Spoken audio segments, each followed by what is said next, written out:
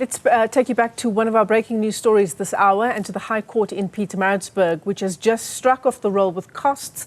An urgent interdict brought by Queen Ntokozo the judge finding that the applicant had previously given her consent that the AmaZulu king can take other wives and has failed to prove which rights would be infringed. Newzroom Afrika's Ziyanda Ngcobo takes us through a breakdown of those developments, and she joins us now live. Ziyanda, good afternoon to you. Tell us about, we've been tracking the story sort of throughout the afternoon, and there were a number of pertinent questions that the judge put to the lawyer for the applicant in this case around what kinds of decisions were made in their relationship early on. Absolutely. And intrinsically linked with that, Michelle, was what the final stages of a wedding are in the traditional sense for an AmaZulu monarch. So in relation to what was discussed, the judge was asking then in relation to an annexure that was attached by the Queen herself. She had written a letter to the royal family seeking mediation with the family when it came to the divorce proceedings. She had argued that she has never denied the king, a right to be able to take other wives. However, she wanted to get clarity on why the king was wanting to pursue a divorce when previously they had actually agreed to convert from a civil marriage to a customary one. Now, the court has found that it would seem that the relationship has reached irreconcilable differences and that it has, irreparable harm in terms of that relationship. And it would seem that the king still intends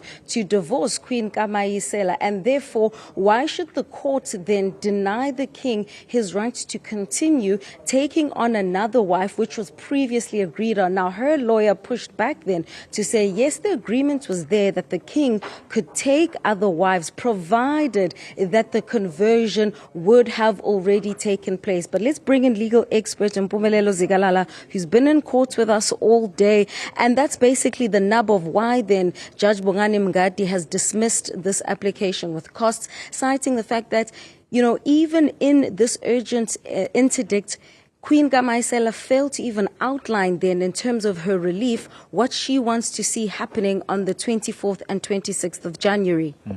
And it's one of the very important elements when you go to court on an urgent basis, in which you say this is the right which is going to be infringed. So you must be very explicit as to what right that is. Now, if you are going to come back and turn on the other side of the papers and say, yes, I give consent to this particular process taking place, definitely your matter is going to hit a few snags here and there. But again, the most important one, which I must highlight, that was stated by the court, is the various stages of a customary marriage that still needs to be there. And according to the court, saying that the final stage is the registration of the marriage. So anything which is going to be engaged in now is not going to be in contrary or will cause the breaking of the law in particular bigamy. So there's no any harm which is going to be suffered, which was one of the substantial submissions that were made by the Queen to say, I do not want to see the king going to jail for breaking the law, so hence why I've made this particular application. So it's one of the things in which the court emphasized on to say, the requirements of an agency, I cannot ignore them. I need to consider them. And part of it is then to say, what have you written before? What was agreed to be before? Is it contrary? If there's nothing else, then unfortunately the matter would be struck off the rollout for the lack of agency. I can foresee, Mr. Zikalala, a debate around, traditional processes and umgaqo being the final stage versus what the court has said, that the final stage is actually when you go and register for certification. What did the judge consider in this regard? The judge considered the various steps that are there, and according to the judge, he was basically saying the final step in order for the validity of the marriage, according to him, or as per the law to be considered, is when the marriage is registered. So it says that even if, made an example of saying that even if you go to Home Affairs and say, here is the marriage certificate, or here, please register my marriage, then the Home Affairs official is going to come back and say, but there's a civil marriage that exists, I cannot be able to execute your wish. So on that basis, you cannot then say that the execution, the holding of an event, you consider it as the final stage in which a marriage is then concluded.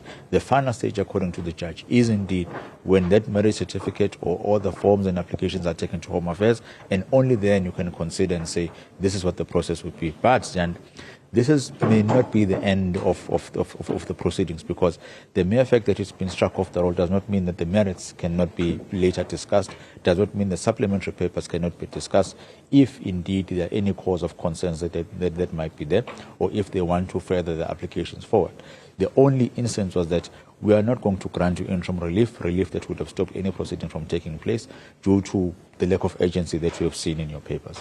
And speaking of merits, because it would seem the Queen did not meet the requirements for an urgent interdict, but she, through her lawyers, argued that, well, I did give consent, but only after we would have conducted, the conversion from a civil marriage to a customary one. And this is when the judge also brought in the issue of the divorce proceedings, where even the King, in this application, cites that their relationship has broken down to an extent that he described this litigation as vexatious and frivolous. Does she still have a leg to stand on to go on a normal court roll?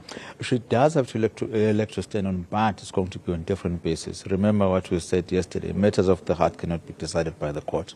So if you go to court, you must then say, the separation is taking place as per the civil marriage that was there.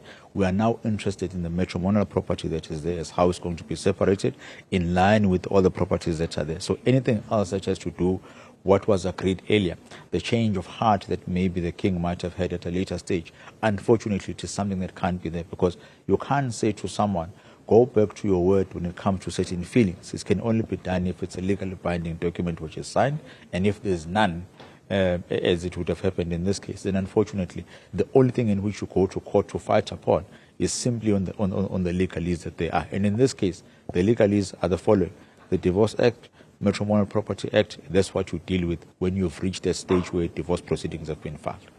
All right, so a royal wedding on the horizon on the 24th in Njozi, and the 26th, that urgent court interdict being struck off the roll with costs against Queen Kamaisela. She's lost her urgent interdict.